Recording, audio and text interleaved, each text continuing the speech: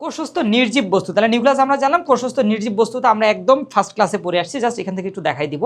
দেখো সঞ্চিত পদার্থ কারা কারা, ভালো ভালো জিনিস যেমন শর্করা, প্রোটিন, ফ্যাট, এই উপাদানগুলোই সঞ্চিত থাকে। নিষ্ক্রিয় পদার্থ মনে রাখছিলাম আমরা এইচ পেন দিয়ে, তাহলে এইচ পেন দিয়ে কি হয়, হরমোন, পিগমেন্ট, এনজাইম আর হচ্ছে নেকটার, এই কয়েকটা কথা মনে রাখো। পিগমেন্ট কারা কারা হতে পারে, ক্লোরোফিল, সবুজ রঙের পিগমেন্ট। পিগমেন্ট মানে রঙিন বস্তু, পিগমেন্ট কথাটার অর্থ হলো রঙিন বস্তু। ওকে, তাহলে অ্যান্থোসায়ানিন, ক্যারোটিনয়েড, এগুলো হলো পিগমেন্ট।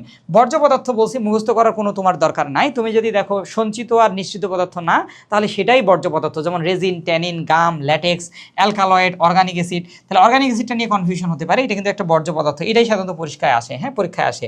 খনিজ ক্রিস্টাল থাকে কিছু, প্রধান খনিজ ক্রিস্টাল কি থাকে, ক্যালসিয়াম অক্সালেট। এই ক্যালসিয়াম অক্সালেট নামক বর্জ্য পদার্থটা কোষের মধ্যে দুই ধরনের অবস্থায় থাকতে পারে।